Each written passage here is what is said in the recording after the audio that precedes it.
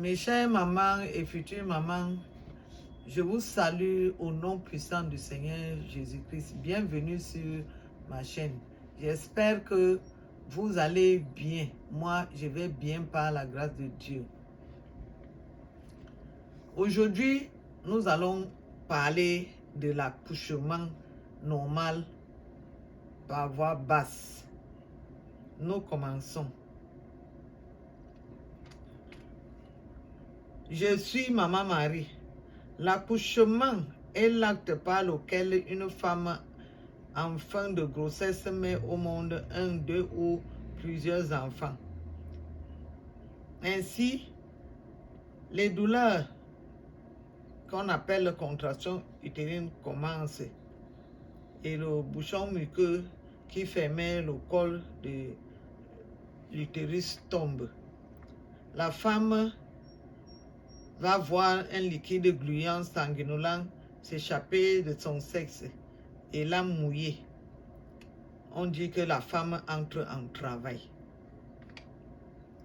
Je tiens à signaler que la femme à ce stade-là doit éviter à tout prix de prendre les médicaments traditionnels en vue d'accélérer les contractions, car cela peut provoquer la rupture utérine et cette rupture utérine peut entraîner le décès de la maman par un saignement abondant et difficile à maîtriser si la femme n'est pas dans un centre hospitalier.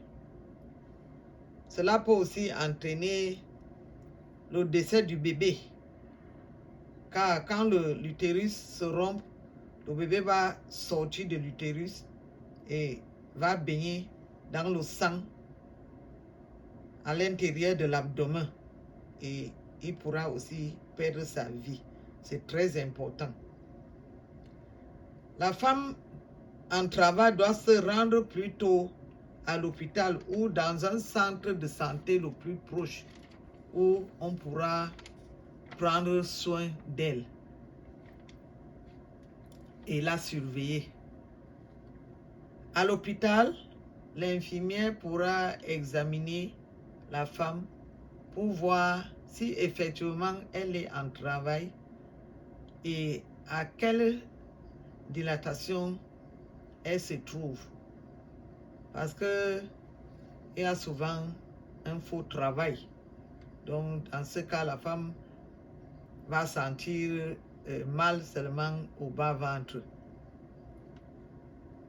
La femme va surveiller les bruits du corps du bébé, la tension artérielle de la maman et tous les autres paramètres. Ces douleurs que la femme ressent vont se répercuter au niveau du bas-ventre et au niveau du bassin de la femme. Et au fur et à mesure que le travail avance, le col de l'utérus va se raccourcir et s'élargir en même temps jusqu'à atteindre une dilatation de 10 cm, appelée dilatation complète, qui peut faire sortir, qui peut faire en sorte que le bébé puisse faire sortir sa tête et tout le corps aussi. Le bébé aussi va descendre pour appuyer sa tête sur la face interne du col de l'utérus de la maman.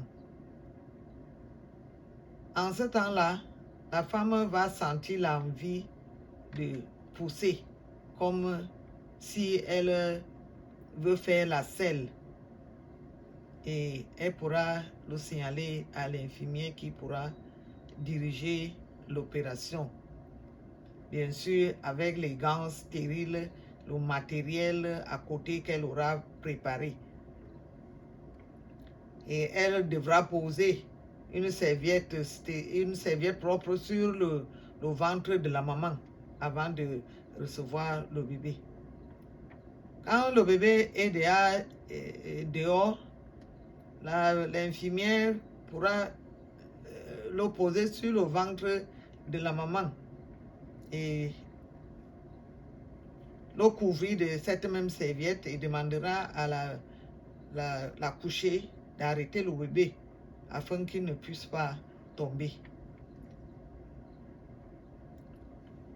En ce temps-là, elle procédera à la section du cordon ombilical entre 2 pinces avec stérile et une paire de ciseaux stériles. Après avoir coupé le bébé, autant pour moi, après avoir coupé le cordon, elle pourra prendre le bébé et le mettre de côté pour s'occuper de lui jusqu'à l'habiller. Après cela, elle va revenir vers la maman pour voir si le placenta est déjà décollé. Au plus 30 minutes quand le bébé est déjà sorti, le placenta doit déjà être descendu pour être expulsé au dehors. Normalement, après un accouchement par voie basse, le placenta doit se décoller naturellement dans les 30 minutes qui suivent la sortie du bébé. Sinon, on pourra attendre environ 1 heure pour que ce dernier se décolle seul et descende pour être expulsé au dehors. Le décollement du placenta se signale par une reprise de contraction et un petit saignement par le sexe de la femme.